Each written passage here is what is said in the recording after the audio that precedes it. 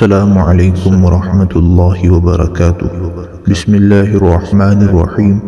دعوت و تبلیغ کی 6 صفات سے متعلق منتخب احادیث کے پہلے باب الایمان سے حدیث نمبر 171۔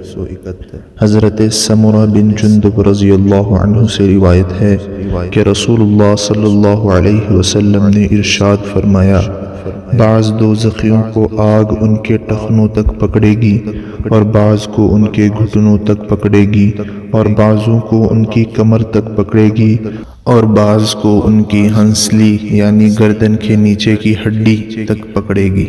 رواہ مسلم۔ حدیث نمبر 172۔ حضرت ابن عباس رضی اللہ عنہما سے روایت ہے کہ رسول اللہ صلی اللہ علیہ وسلم نے یہ آیت تلاوت فرمائی، اتقوا اللہ حق تقاتہ ولا تموتن الا وانتم مسلمون۔ ترجمہ، اللہ تعالی سے ڈرا کرو جیسا اس سے ڈرنے کا حق ہے، اور کامل اسلام ہی پر جان دینا۔ اللہ تعالیٰ سے اور ان کے عذاب سے ڈرنے کے بارے میں آپ صلی اللہ علیہ وسلم نے بیان فرمایا، زقوم کا اگر ایک قطرہ دنیا میں ٹپک جائے تو دنیا میں بسنے والوں کا سامان زندگی کو خراب کر دے، تو کیا حال ہوگا اس شخص کا جس کا کھانا ہی زقوم ہوگا۔ زقوم جہنم میں پیدا ہونے والا ایک درخت ہے۔ رواہ ترمذی۔ حدیث نمبر 173۔ حضرت ابو ہریرہ رضی اللہ عنہ سے روایت ہے کہ رسول اللہ صلی اللہ علیہ وسلم نے ارشاد فرمایا، جب اللہ تعالی نے جنت کو پیدا کیا تو جبرائیل علیہ السلام سے فرمایا، جاؤ جنت کو دیکھو۔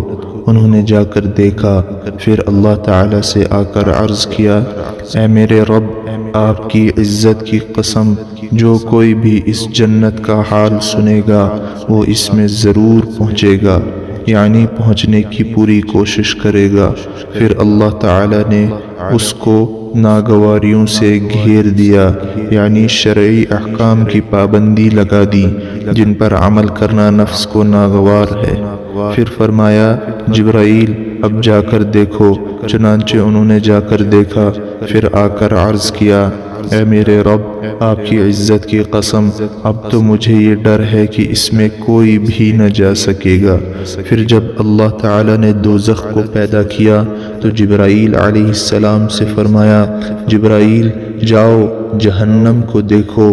انہوں نے جا کر دیکھا، پھر اللہ تعالی سے عرض کیا، اے میرے رب، آپ کی عزت کی قسم، جو کوئی بھی اس کا حال سنے گا اس میں داخل ہونے سے بچے گا، یعنی بچنے کی کوشش کرے گا۔ اس کے بعد اللہ تعالی نے دوزخ کو نفسانی خواہشات سے گھیر دیا۔ پھر فرمایا، جبرائیل اب جا کر دیکھو۔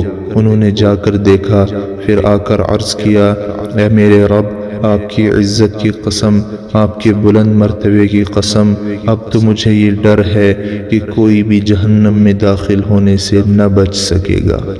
رواہ ابو داؤد۔ حدیث نمبر 174۔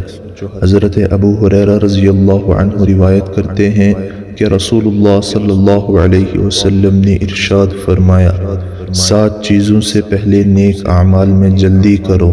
کیا تمہیں ایسی تنگ دستی کا انتظار ہے جو سب کچھ بھلا دے، یا ایسی مالداری کا جو سرکش بنا دے، یا ایسی بیماری کا جو ناکارہ کر دے، یا ایسے بڑھاپے کا جو عقل کھو دے، یا ایسی موت کا جو اچانک آ جائے کہ بعض وقت تو توبہ کرنے کا بھی موقع نہیں ملتا، یا دجال کا جو آنے والی چھپی ہوئی برائیوں میں بدترین برائی ہے، یا قیامت کا۔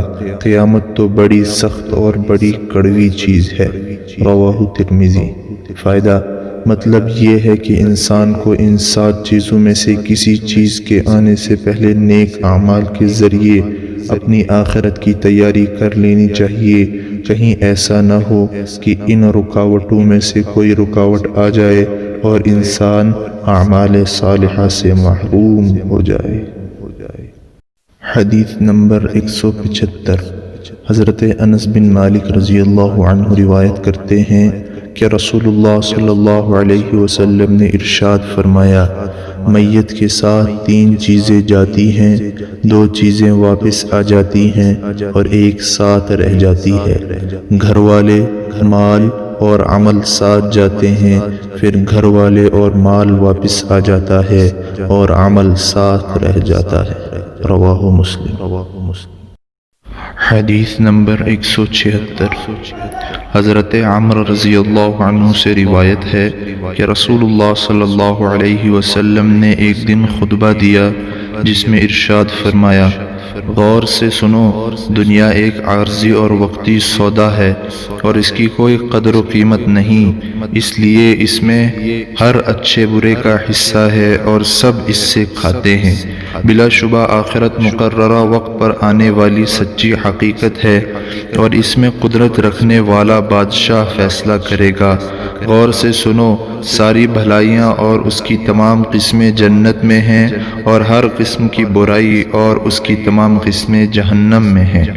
اچھی طرح سمجھ لو، جو کچھ کرو اللہ تعالیٰ سے ڈرتے ہوئے کرو، اور سمجھ لو تم اپنے اپنے اعمال کے ساتھ اللہ کے دربار میں پیش کیے جاؤ گے۔ جس شخص نے ذرہ برابر کوئی نیکی کی ہوگی وہ اس کو بھی دیکھ لے گا، اور جس نے ذرہ برابر بھی برائی کی ہوگی وہ اس کو بھی دیکھ لے گا۔ رواہ مسند احمد۔ حدیث نمبر 177۔ حضرت ابو سعید خدری رضی اللہ عنہ سے روایت ہے کہ انہوں نے رسول اللہ صلی اللہ علیہ وسلم کو یہ ارشاد فرماتے ہوئے سنا، جب بندہ اسلام قبول کر لیتا ہے اور اسلام کا حسن اس کی زندگی میں آ جاتا ہے تو جو برائیاں اس نے پہلے کی ہوتی ہیں اللہ تعالیٰ اسلام کی برکت سے ان سب کو معاف فرما دیتے ہیں۔ اس کے بعد اس کی نیکیوں اور برائیوں کا حساب یہ رہتا ہے کہ ایک نیکی پر 10 گنا سے 700 گنا تک ثواب دیا جاتا ہے، اور برائی کرنے پر وہ اسی ایک برائی کی سزا کا مستحق ہے۔ ہاں البتہ اللہ تعالیٰ اس سے بھی درگزر فرما دیں تو بات دوسری ہے۔ رواہ بخاری۔ فائدہ: زندگی میں اسلام کے حسن کا آنا یہ ہے کہ دل ایمان کے نور سے روشن ہو اور جسم اللہ تعالیٰ کی فرما برداری سے آراستہ ہو۔ حدیث نمبر 178۔ حضرت عمر رضی اللہ عنہ سے روایت ہے کہ نبی علیہ الصلاۃ والسلام نے ارشاد فرمایا، اسلام کے ارکان میں سے یہ ہے کہ دل و زبان سے تم یہ شہادت ادا کرو کہ اللہ تعالیٰ کے سوا کوئی الہ نہیں، کوئی ذات عبادت و بندگی کے لائق نہیں، اور یہ کہ محمد صلی اللہ علیہ وسلم ان کے رسول ہیں، اور نماز ادا کرو، زکوٰۃ ادا کرو، ماہ رمضان کے روزے رکھو، اور اگر تم حج کی طاقت رکھتے ہو تو حج کرو۔ رواہ مسلم۔ حدیث نمبر 179۔ حضرت ابو ہریرہ رضی اللہ عنہ سے روایت ہے کہ نبی کریم صلی اللہ علیہ وسلم نے ارشاد فرمایا، اسلام یہ ہے کہ تم اللہ تعالیٰ کی عبادت کرو اور ان کے ساتھ کسی کو شریک نہ ٹھہراؤ، نماز قائم کرو، زکوٰۃ ادا کرو، رمضان کے روزے رکھو، حج کرو، نیکی کا حکم کرو، برائی سے روکو، اور اپنے گھر والوں کو سلام کرو۔ جس شخص نے ان میں سے کسی چیز میں کچھ کمی کی تو وہ اسلام کے ایک حصے کو چھوڑ رہا ہے، اور جس نے ان سب کو بالکل ہی چھوڑ دیا اس نے اسلام سے منہ پھیر لیا۔ رواہ مستدرک حاکم۔ حدیث نمبر 180۔ حضرت حذیفہ رضی اللہ عنہ سے روایت ہے کہ نبی کریم صلی اللہ علیہ وسلم نے ارشاد فرمایا، اسلام کے 8 حصے اہم ہیں۔ ایمان ایک حصہ ہے، نماز پڑھنا ایک حصہ ہے، زکوٰۃ دینا ایک حصہ ہے، حج کرنا ایک حصہ ہے، اللہ تعالیٰ کے راستے میں جہاد کرنا ایک حصہ ہے، رمضان کے روزے رکھنا ایک حصہ ہے، نیکی کا حکم کرنا ایک حصہ ہے، برائی سے روکنا ایک حصہ ہے۔ بلا شبہ وہ شخص ناکام ہے جس کا اسلام کے ان اہم حصوں میں سے کسی میں بھی کوئی حصہ نہیں۔ رواہ مجمع الزوائد۔